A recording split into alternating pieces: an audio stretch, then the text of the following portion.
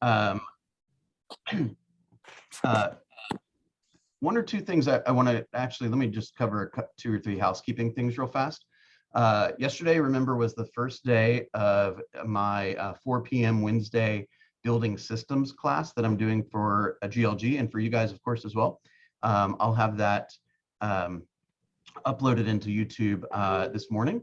We did the financial system. So we talked yesterday a little bit about P&Ls. We talked about bookkeeping. We talked about kind of some of the kind of theory, if you will, around like what you should spend money on at various stages of your business, and maybe what you should not spend money on, and perhaps how you evaluate whether your investments are productive, right? And how you would evaluate whether, you know, hey, if I did this, then what should I expect from this in order to judge whether this was a good use of my money or not?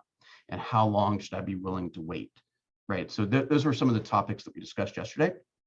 Ryan, I know you were there. Did anything you want to share? Did you take away anything in particular that was helpful? I thought that it was good to just kind of go through it all. Like I know some people I think were really new, and some people have been in it for a while, and it was just like, okay, am I keeping track of the right things? Like if I haven't set up this LLC yet, should I have already done that? And you kind of like talked about that too. And I think getting organized and keeping track of the right things is what's important right now. And, you forget what you can write off or what you can't. And I know that when you get to all of a sudden it's March and you have to scramble to find everything, it can be a real, oh gosh, you are pain. so well behaved. March, and you're scrambling to get everything. Oh my gosh, you're going to be a great businesswoman. Usually it's like, Bill, the deadline's in 3 days. I've already extended you twice. Are you serious? Well, I'm talking about like late March, because spring break is the next week, so like you got to get it in. So yeah, but it's just better to, if you can keep track of it, know what you're supposed to keep track of. And I have a receipts folder that I try to keep things in, one in my email and one just like a hard folder. And I think that helps have a place to put things. 100%. The summary statement of, I know a few of you are probably thinking about LLCs right now. Here's my take on that. It's definitely a good idea. I mean, it's inexpensive. It has some protection issues or protection benefits from a liability standpoint, and it will save you taxes, assuming you earn a certain amount of money. What I was always taught is the breaking point is probably around $60,000 to $80,000. If you don't have any people in your pipeline, you don't need to focus on an LLC. You need to focus on getting people in your pipeline. Okay. So no need to have an LLC and everything perfectly organized if you can't afford to stay in the business because you got no one to help. Right. So let's focus on the pipeline, the database, learning how to get in front of people. The LLC stuff can happen behind the scenes. It's not an emergency. Okay. It's definitely not an emergency. In terms of what is and what is not deductible, I would just have a conversation with your CPA. And if you're doubting it, then either ask the CPA directly or stash the receipt and ask them later, right? But you should be laser focused on getting the knowledge to be a great agent and getting the people in your network to be a great agent, okay? Especially at the beginning. That was, I think, the biggest takeaway, or the kind of the biggest summary statement. So one other thing is today from 1 to 1:45, our bold coach, Tammy Youngst, I believe is how you pronounce her last name, she will be doing a program specifically for the GLG productivity students. I'll put the link out there. That's totally free. She's going to kind of walk you through, probably give you some background on who she is and the bold program in general. That is completely free. I am positive you will hear something that will help you. So I'm going to encourage you to be there. Let's see. Can't. Trying to tell me something. Okay, let's talk about buyer's etiquette for a second. This kind of piggybacks off of a little bit of what Greta and I were talking about, which is you're always, you cannot not communicate. Okay. It's impossible. You can, let me make sure you guys heard that clearly. You cannot not communicate. You are always communicating. Okay. You're always communicating to your family, to your peers, to your supervisors, to your clients, to your prospects, everyone. Okay. So with that said, from the minute you start texting an agent, a listing agent, or calling a listing agent and saying, hey, can I come and look at the house at 3 o'clock? Right there, you're on stage. So you are being judged. I hate to say it this way, but you are being judged on your professionalism, the quality of your questions, the your kind of your attitude, right? So let me give you an example. Let's say, hey, Lori, you got a great listing there on Hill Street. I'd like to bring my buyer by at 2 o'clock. And the listing agent says, oh, we already have a 2 o'clock showing. Would 3:30 work? And you're thinking to yourself, gosh, if it's 3:30, then I got to miss this thing and reschedule this, and I got to reorganize the order of the houses I'm showing, and I might have to like move something around with my prospect, and they're going to be mad. And my initial reaction is, oh gosh, what we can't do 2 o'clock? I'm like, okay, that person I don't think I'm going to have a pleasure working with for the next 60 days. You see what I'm saying? So don't let your reaction be your response. Okay. If you're pissed off about something, go hide for an hour or so, whatever you need, until you're a pleasant person again, so that you can go back and talk to people in your community. Does that make sense? You are being watched. Does that resonate with you all? Do y'all see that? It's like dating. It's like dating. If you we look at first impressions, right? If the person's got a poor attitude today, you think are they more likely to have a poor attitude over the next 60 days or a great attitude over the next 60 days? Right.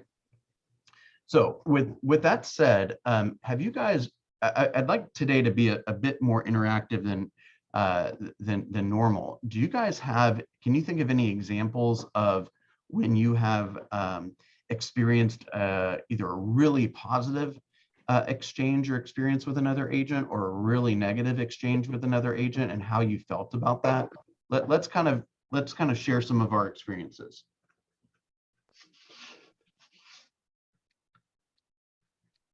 Oh my I'm really lucky. I've only had positive experiences. I've yet to meet an agent who has been, really nasty. I have had one who was very difficult to get in touch with, and that was frustrating, but most everyone's been so pleasant.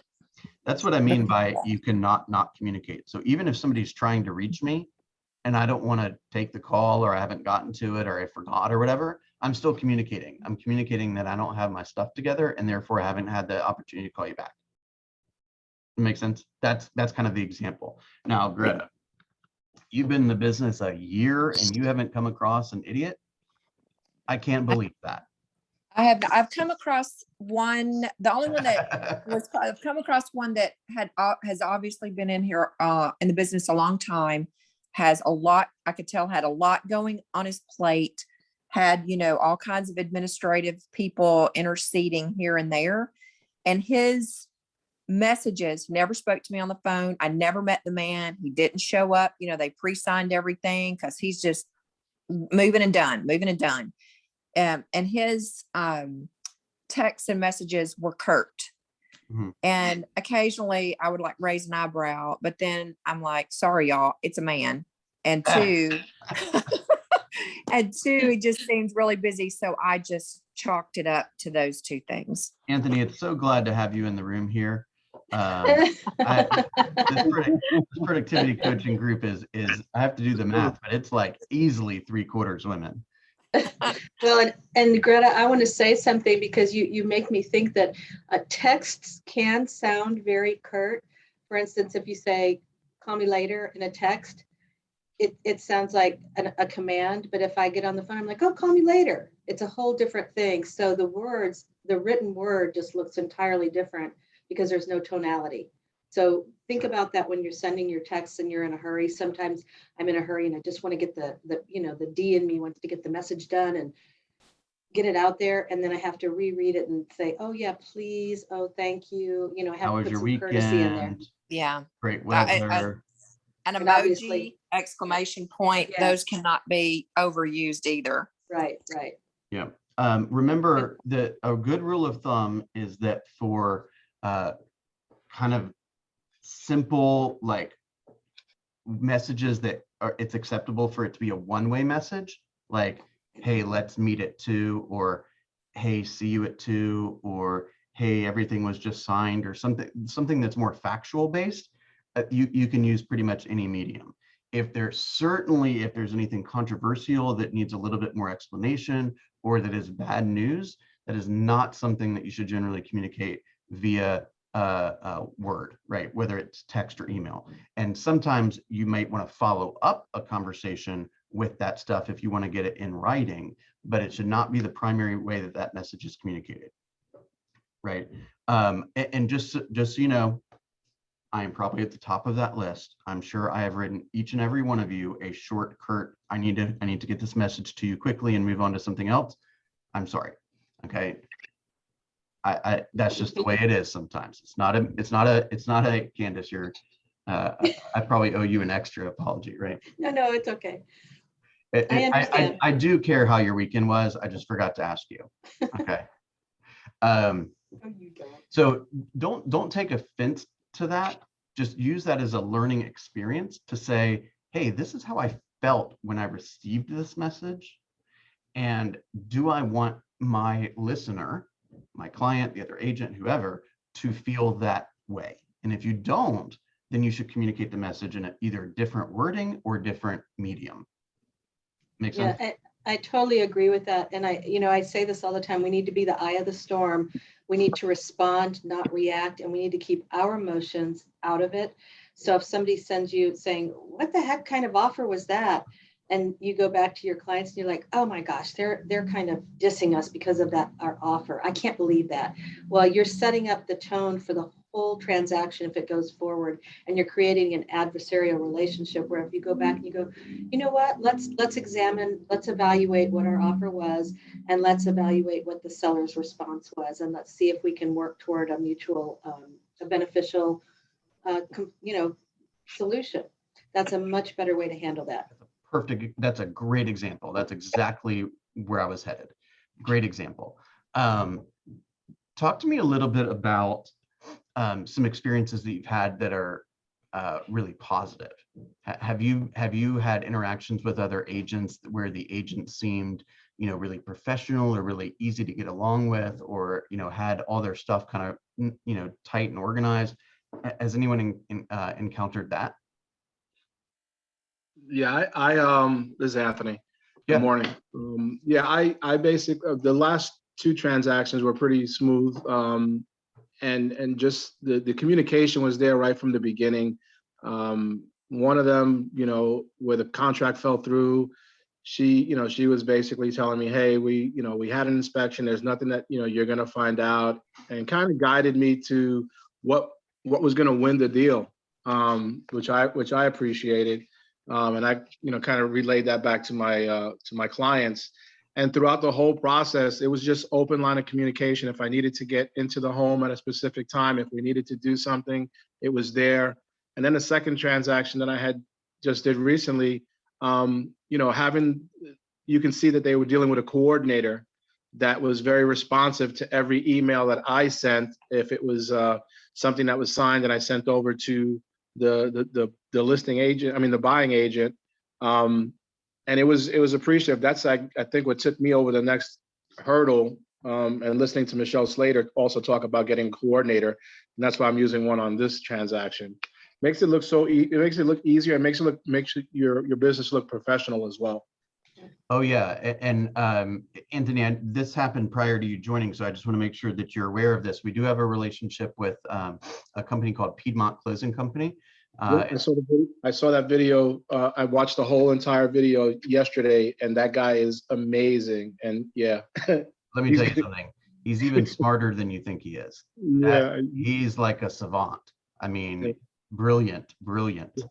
It is about impressions, right? So let's say that you put a buyer under contract. Okay, and then the next thing that happens is the other agent gets a letter or gets an email, and the attorney gets an email, and the lender gets an email, and the buyer gets an email, right? And it all says, hey, you know, this date, this date, this date, here are the next 6 things that will happen. I'm taking care of those. And here's this deadline, this deadline, this deadline. And, you know, I am the assistant for Anthony Pizarro. Yep. Now, doesn't that give off a bit of a different image than not possibly even sending that email because you either don't know it's important or are too busy to do it or don't have a system to make sure it gets done? Isn't that a different impression? Oh, big time. Big time. That's kind of one of the non-tangibles of having a contract to close person, right? Is the fact of the aura that it presents to your people. Oh my gosh, Andrew, you have an assistant, right? Yeah. This is impressive. I thought you just got into business 6 months ago. You already have an assistant? Big time. I'm busy doing what I do, and they're busy doing what they do. It's a team effort. You're not just counting on me. You're counting on me and all the people that I've amassed together to make sure it gets done for you with the highest level of experience or highest level of service.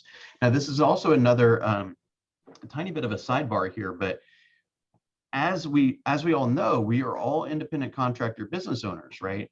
That should be in the process of developing their own brand, right? And their own mission statement and their own kind of level of customer experience and their own specific qualities that they want to become known for, or what they want people to expect of them, right?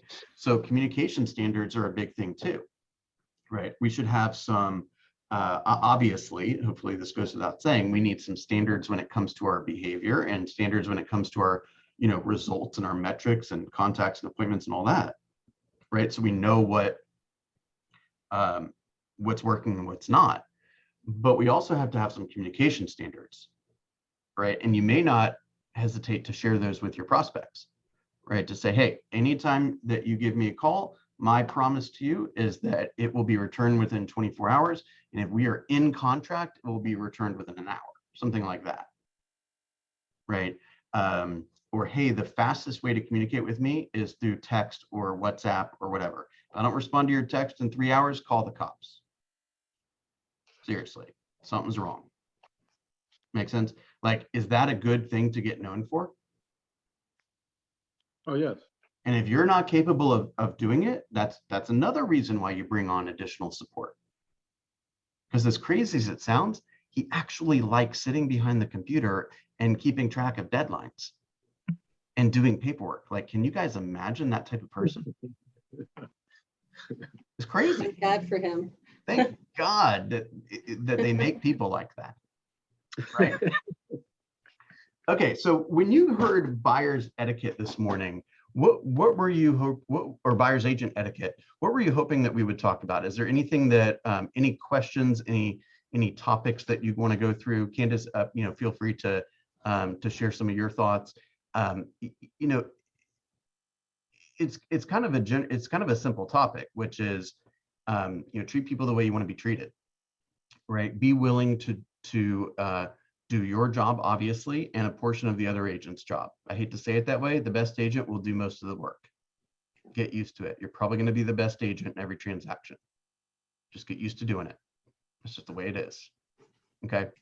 And along the way, you'll be impressing everyone that you interact with, all the vendors, all your clients, all of your co-op agents, and the better relationship or the better reputation that you have in the marketplace.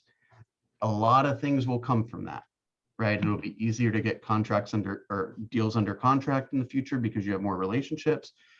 It'll be easier to get kind of news faster, so to speak. Like, let me give you an example. Let's say that I need a quote on a replacing an electrical box. I don't mean any offense to this, but if you're brand new and you don't know any electricians, you're not gonna be towards the top of that list of who they get back to faster. And then they're probably gonna be a little reluctant to give you a number over the telephone because they don't have a relationship with you. So they're gonna be like, hey, I can get out there in a week and look at it. And it'll take me another 3 days to give you the number. I can call my electrician and get the answer in 20 seconds. Which is another good point to value your vendors, don't use them. Treat them Yes, like the wonderful teammates they are.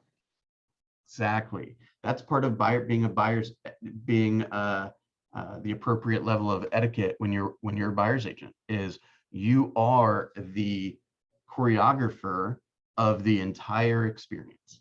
Every vendor that this prospect is going to interact with, or that's going to have their hand in the file, should be considering you to be the best, right? Andy always says a line that I really, this is something I really take to heart. And I hope you guys have noticed this, because I try to do it every single day, which is giving everyone a great reputation to live up to. Right.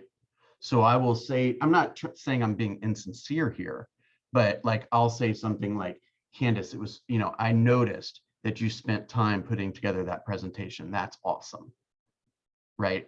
So I'm not being insincere. I'm recognizing her efforts, and I'm telling the listener that she's the type of person that prepares.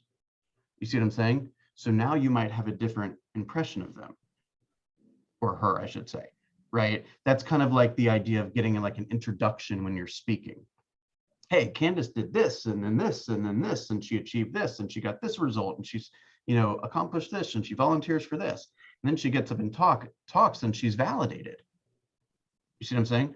So if you give the people that you're in relationship with a fine reputation to live up to, hey, I gotta tell you, this loan officer, she's amazing. Okay, she's great at communication. She's really great working with first-time home buyers, and explaining all the terms and all the fees and all, how everything works. She's going to be awesome. You're going to love her, right? And subconsciously, they go to that meeting and say, "Oh, this person is awesome already. I've never even met them." You see what I'm saying? That, by the way, is connected to what I've been telling you guys forever, which is ask for a three-way introduction, right? So for example, if you've got a referral, if you know Joe and Joe's going to introduce you to Karen, don't have Joe introduce you to Karen without you being involved. Set up a three-way messaging system, whether it's WhatsApp or text or email or whatever, to say, Joe, hey, Candace, Joe is my neighbor from church, and he's looking to move from Smyrna to Dunwoody, and he's got a lovely wife and 3 little girls or whatever, right? Karen, this is my realtor, Candace, and she is so patient, and she's so quick to respond, and she knows the market thoroughly. She's been in the business for over 20 years. You're going to love working with them or with her. You see what I'm saying? You're giving all of your partners a fine reputation to live up to. Now, hopefully this goes without saying, but if you're sitting here saying, well, I don't know if I would give that type of endorsement to my partner, that's a good clue that they probably should not be your partner, right? Hey, I got this flooring guy that every woman he meets, he hits on. You'll love him. No, that's a clue that I should get into business with a different flooring guy. And Bill, I like to add one more thing in that three-way text, and that's that I set an expectation of, I know you two are going to be happy to know each other, or I know you two are going to enjoy getting to know each other. Because I want to set an expectation of what I think is going to happen, so that they know what direction they're going in. Anyone heard anything kind of a slightly different way than they've heard it before, and they've kind of got what have you guys heard today, or what have you learned today? Some of this stuff is obvious, but sometimes I think it needs to be stated, because like we said, you're never not communicating. Any ahas so far?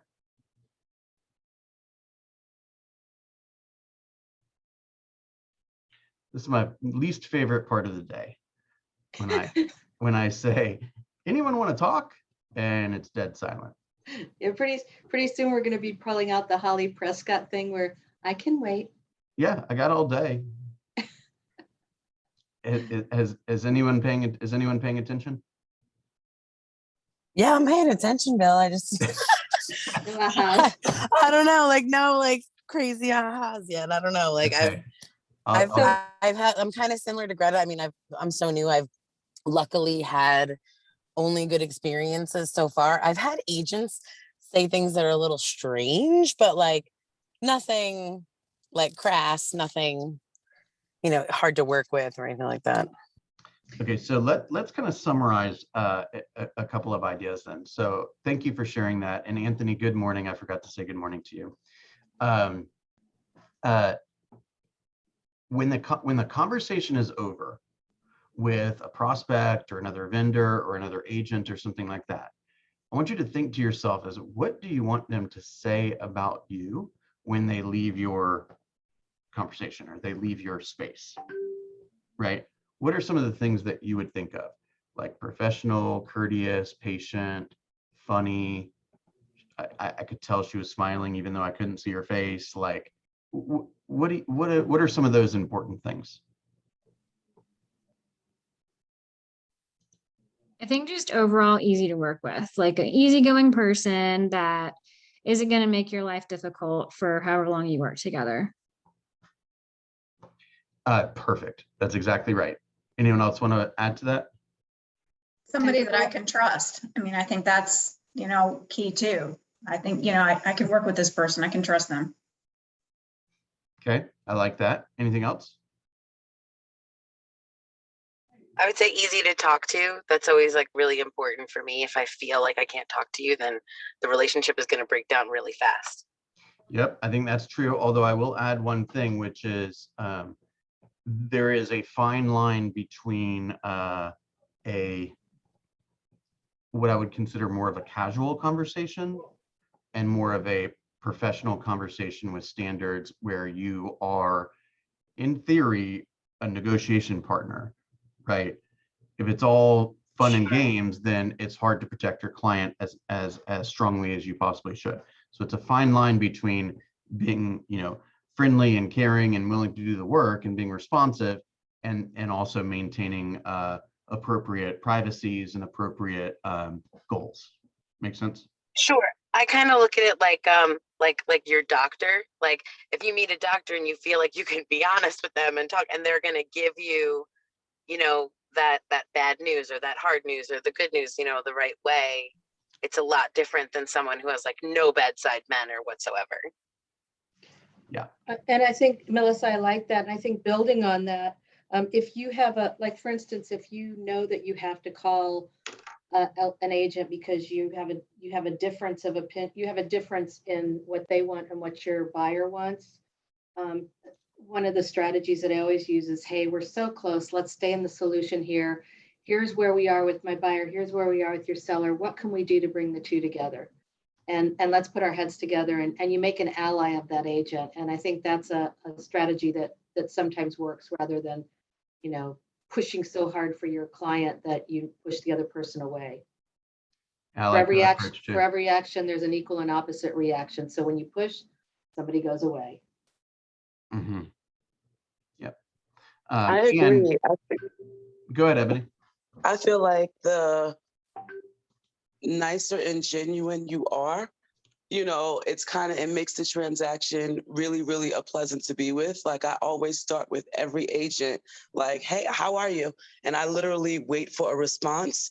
And I think my tone and my enthusiasm sometimes change the negative vibe that I may be feeling. So that's happened a lot, just being nice to whereas now if I need, if I'm looking for a house on the market, I'm still calling these agents like, hey, what you got? Whether I need it or not, but it's more often than not happening. It's just like, oh, well, I'm about to put this on the market. Go have your client look here. So I'm very, very nice, even when they're an asshole sometimes. And it's worked. Like I'm building a lot of great relationships. Yeah, kill them with kindness. Yeah. I've also found that like a lot of people maybe they automatically start expecting like an idiot or a bad agent or someone that's not going to be easy to work with. So when you come off that way, they're like, oh, thank God this person has like a head on their shoulders. Mm-hmm. Yeah, I like that. Candace, when you had originally posed this this idea to chat about, is there anything that we haven't covered that you had in mind? Yeah, I'd like to talk about showing etiquette. Okay, great. So I didn't repurpose this list. This is from WW. I'll post it in the chat in case you want to see it. Let me do that right quick.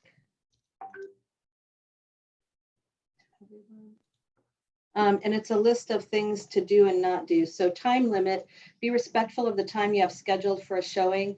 The owner may already be on their way home. I have sellers who sit at the end of the cul-de-sac with their dogs waiting for the showing to get over.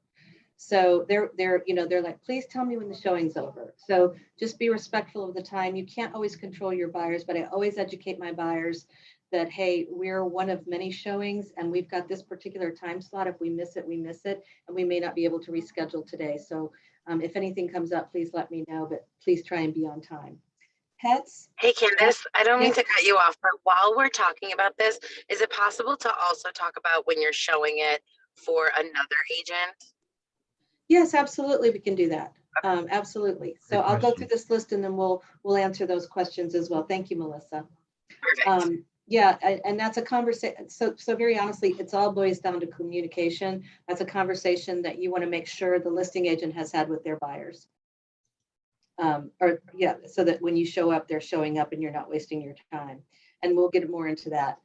Pets, don't let a dog or cat out of the home while you're opening the door of a listing. If they say there's animals, make sure the cat isn't waiting by the front door because they like to streak out. And oh my goodness, you can't imagine the stress when that cat doesn't come back for 3 hours. Assume that all homes have, assume that all homes have a small pet that could dart out at any given time. So make sure that you stick your foot in the door when you first open it. Knock first. I had this happen. I had a showing that was accepted by the listing agent and I went to open the door and I interrupted a young man taking a nap and his mother raked me over the coals for scaring him to death. And that even though I had the showing approved, I had not knocked. It was not convenient. It was an hour away. I was going to show that home, but oh my goodness, that was not a good experience. So I've walked in on naked women taking a shower. I mean, I've seen it all. Yeah, exactly. So knock first, even if you got the showing accepted, ring the doorbell. They might be home. They might have forgotten. Even if you think it's vacant, ring the doorbell, knock on the door. They've downsized. They might be waiting on a moving truck or they might be sleeping on an air mattress in the back bedroom. So, and announce yourself loudly when you walk in saying, "Realtor, I'm here." Stay off the grass. Avoid cutting across the grass to go to the front door. Use the walkway.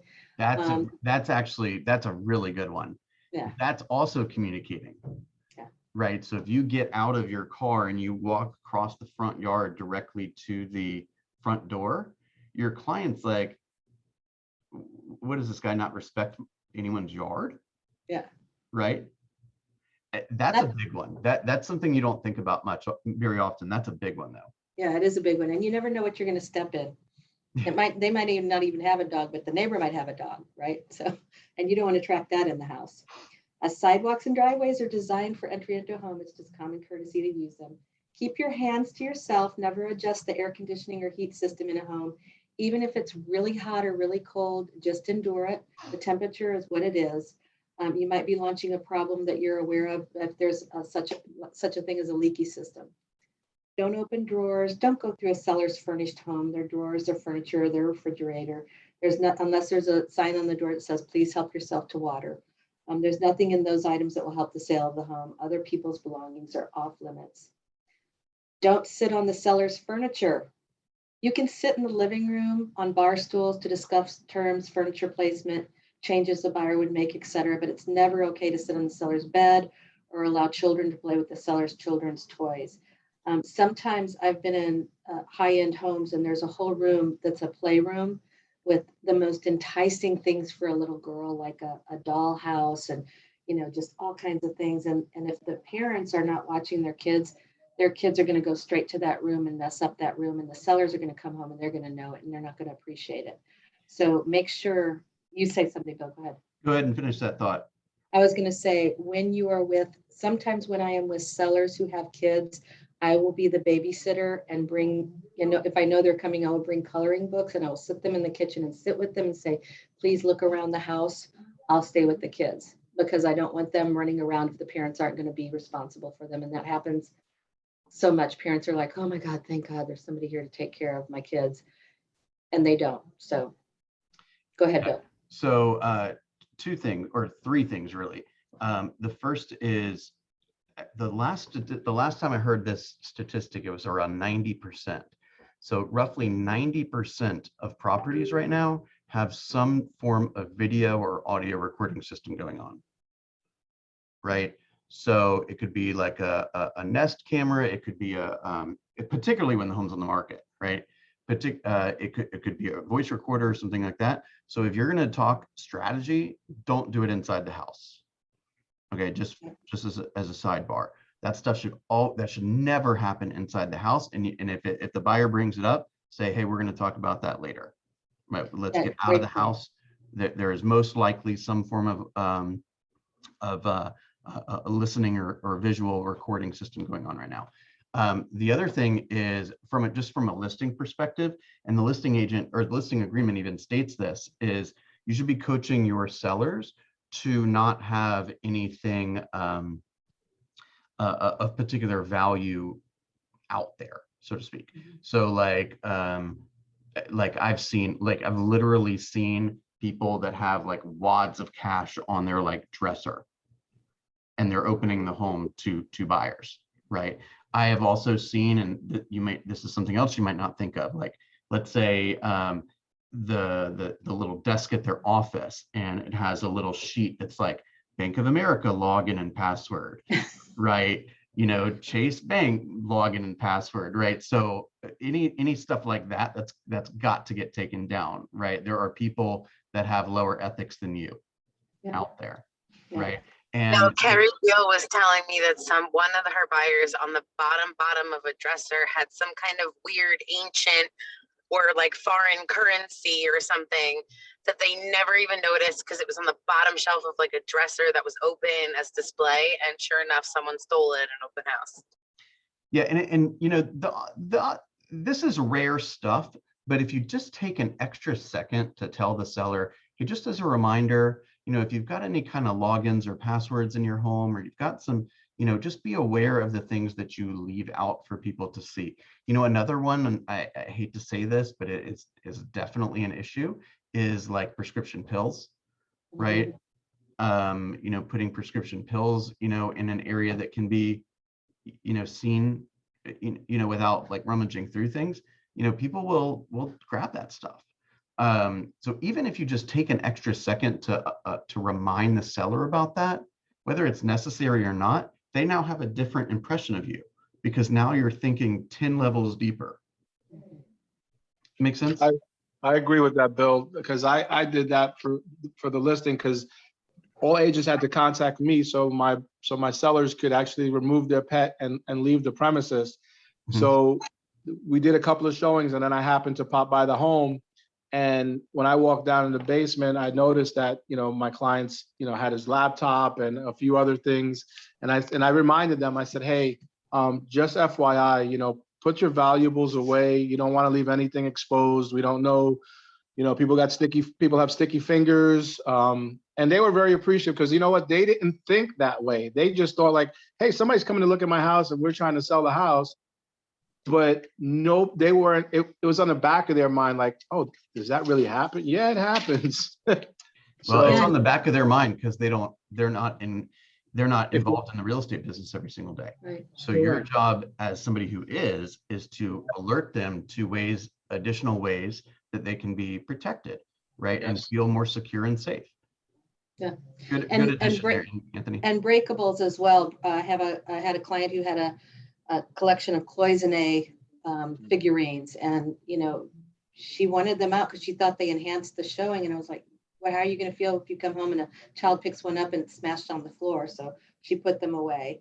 And this isn't on this list, but I'm going to say when you have a showing and your time is up and the next agent is waiting, leave.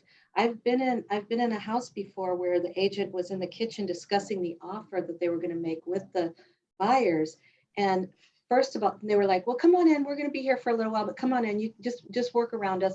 Well, guess who? First of all, I knew they were going to submit an offer. Secondly, I was listening to the terms they were discussing. And so I knew that if I was going to submit an offer for my clients, that I had an edge. So just be aware that your time is your time, and vacate the premises. No price talk. Never discuss the price, value, or likability of the home. Like Bill said, there's a lot of listening devices. Try not to use the bathroom if it's a dire emergency. It's bad etiquette and it's tacky. If they have a small child, they have to use the restroom, but you should always go back in and make sure that the conditions are what they started with, right? I've had that happen with a guy who came with his 5 children. His wife was on vacation. The little one had to go to the bathroom, and she was taught not to sit. And so there was all over the place. It was all over the place. And he didn't clean it up. So I had to. It was not fun. Turn the lights off. This isn't really so applicable in this market, but Candace, you remember working, 11, 12 years ago when half the market was distressed property. Yeah. Oh, right. God. And there was a lot of water off in the home. Yeah. Right. So if you went to the bathroom, it's not going anywhere. Yeah. And sometimes you'll still find homes that are winterized. Double check if you do have to go to the restroom, double check to make sure the water's actually on. Yeah. You can always say, you know what, let's leave. Let's go to a gas station. Turn the lights off unless the agent has said, please leave the lights on because we have multiple showings today. Just turn the lights off, make it a point to blow out all the candles in case the sellers lit them for effect. Lock all the doors, double check the doors. I've had open door houses that I've shown where the back door won't lock. I make sure I call the agent who's listed and let them know that. That's my responsibility to do. If I can't lock the door, I'll let them know. Leave the home as you find it. If they leave the interior door to the garage unlocked, leave it as you found it. I've had sellers come home and say, I can't get in my house. Come over here and unlock the door for me, because the garage door is the door from the garage to the interior is locked. And especially if it's late at night, if they come home late at night, that's a bad call to get. If a seller has requested no shoes in the house, or to give the puppy a treat so he doesn't bark the whole time, do what the seller has asked and make sure that you've communicated that.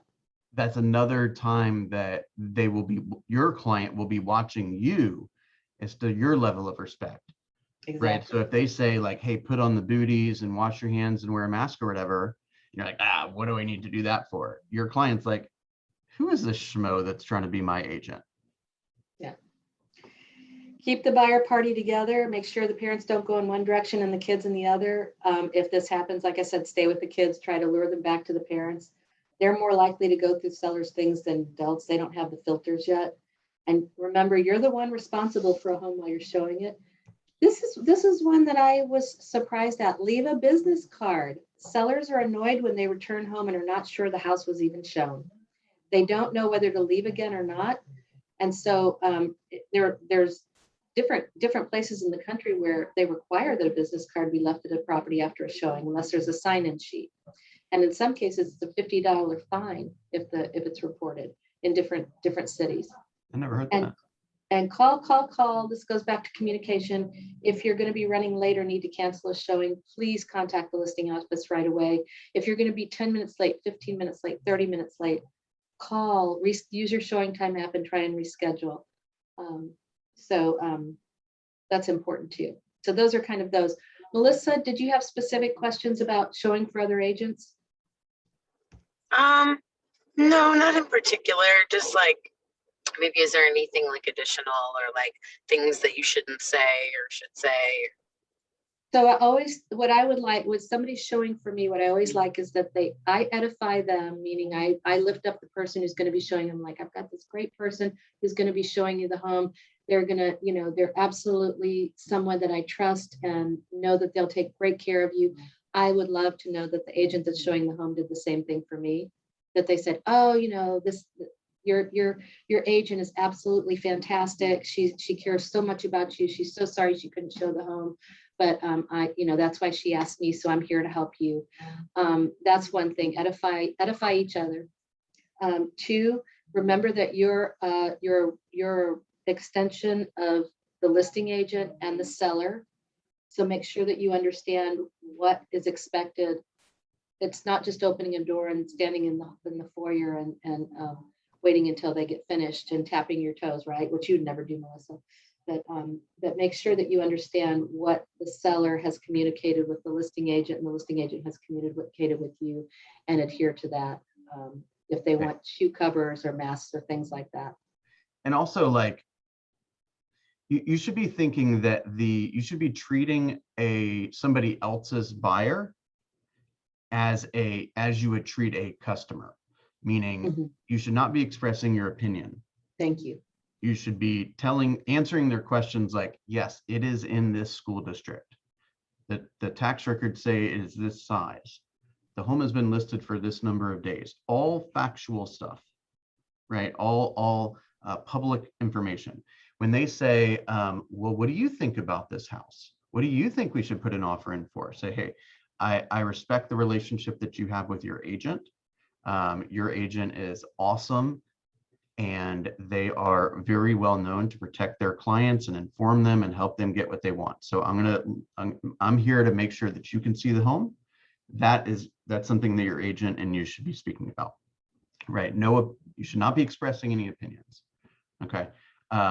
And hopefully it goes without saying, like, you better be on time, right? You better be dressed appropriately, right? You should call the agent that you did the job for and say, all right, I want to give you the rundown. House number 1, here's what I thought. Here's what you might talk to the other client about, right? They seem to like it. House number 2, they definitely didn't like it. Here's why. Don't ever show them a home with a 2-story family room again. House number 3, it's a little farther than they want to be, and they didn't like, that it was the first house in the neighborhood. So don't show them any of those anymore, right? They deserve some feedback if they're paying you. I'm talking about the agent, the primary agent. Does that make sense? Oh, and by the way, if they're too busy to show the home, they're probably not that far away from hiring somebody, which means that you are being watched. Does it make sense? It's another case of, in everything you do, create value and come from a place of contribution. Don't use agents, don't use agents to build your business and not be contributive to them. Not that anybody on here would, but I know sometimes at open houses, people are like, I want buyer leads, I want seller leads. And then they forget that the seller that you're representing is waiting back at the house for feedback, like immediately, right? And so they get to it another couple of days. That's just not acceptable. And your primary reason for being there is not so you can get leads.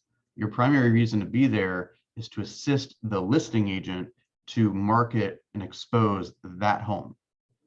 That's the primary job.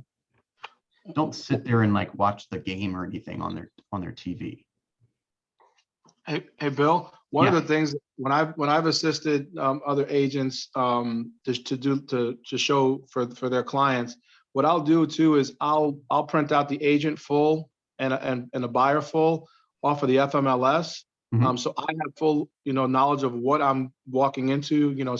So just in case I am asked the questions of the home, plus I hand them the buyer's full so that they can see the information if that wasn't already given to them by their agent.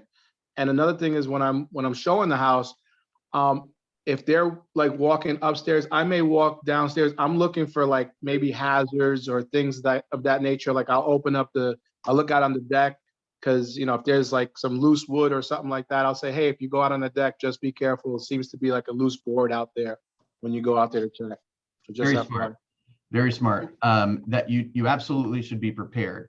You should be pretending like you are the agent in terms of the knowledge that you are gathering in preparation for these showings. And just one thing before I forget to say this, it's only happened to me once ever, but a lot of times people's back decks are have like a auto locking system on it, right? So you go out onto the deck with your alone or with your client, and then you close the door behind you and you can't get back in. And perhaps that's okay if there are stairs that go down from the deck, but as we know, that's not always the case, right? So it's only happened to me once. I've probably shown a couple thousand properties easily, and it's only happened to me once. Actually, our awesome agent Marie Burgess came and rescued me that day. Otherwise, you have to pretend you're Tarzan and swing down from the deck and. Right, or just sit there and you don't have, maybe you don't have your cell phone. I mean, that's happened to somebody else who I rescued one time. Oh my goodness. Yeah. Yeah. So just a couple of things. One, we all are human. There are things that happen, like you might forget to put the keys in the lockbox after you lock the door. Just make sure that you call the agent, let them know, and let them know you're going to bring them back right away. Don't say it's not convenient for me to bring them back. That's not cool. Don't be the agent who shows up shuffling the listings and not knowing the information. If you're going to do some preparation to show a house, print out the listings, print out the itinerary for your buyer clients so that they know what's going on, print out the buyer full for them so that they can be reading. Especially if they're in the car with you, they might not be, but make sure that they have it so that they can take home and review. I like to highlight my listings with the things that I know I'm probably going to be asked about, like square footage, number of bedrooms, baths, any particular things that differentiate this house, or anything that particularly matches what they've told me that they want. I get my highlighter out and I highlight it so I don't have to read through the whole listing and try and find it. And that way, because I can't, I'm senior now, so I can't remember like I did when I was 20s. I still have a really great memory, but I can't memorize those listings like I used to. And so I have that cheat sheet in front of me. It's just kind of the same thing as taking a script into a listing appointment so you don't forget anything. But I think a lot of agents don't give their buyers an itinerary, and I think it's really easy to do in showing time. And so I think that's a courtesy that you can give to them, because I don't like when somebody just says, follow me, or here's our next address. And the other thing is, when you know you're going to be showing multiple homes, pre-program those into your ways so that you don't sit there at the house and do that. Make sure you're prepared in that way as well. Great points. Great points. Is that it? That's pretty much it. Sorry, Anybody that probably came across terrible. I apologize. No, that's it. That's okay. All right, guys, I want to be respectful of everyone's time. Again, thank you, Candace, for your prep. Thanks everyone who contributed today, and hopefully this was very informative and helps you think about things that you probably have developed some habits of just kind of rushing through and not really thinking so much about it. So hopefully you got a couple of nuggets today. Don't forget the bold session from 1 to 1:45 today. That is completely free, and it is custom presentation for productivity coaching clients. And again, just want to congratulate you. We set a couple of records last month for our PC group. We had over $280,000 of group GCI. It's not like me to not tell you the exact number, so I will do that. Last month, we had $286,041 in gross commission income that was earned from our group. That is phenomenal, guys. Congratulations. We tied our record for 28 units sold, and we had our best month ever for volume. Our group sold almost $10 million, $9.7 million worth of real estate. So this is it's a big deal, you guys. That is great work, great work. And for those that are still in the planting seed phase and they haven't bloomed yet, have faith, it will come. Just keep planting the seeds. Okay, anything else you want to share, Candace? No, fantastic job, everyone. We're just so proud of you. You have no idea how it makes us feel when we see you getting your first one, or you get another one, or you're starting to see some success. It's why we're here. That's right. Well said. Well said. Y'all have a great day. Thank you so much. Thank you guys. You too.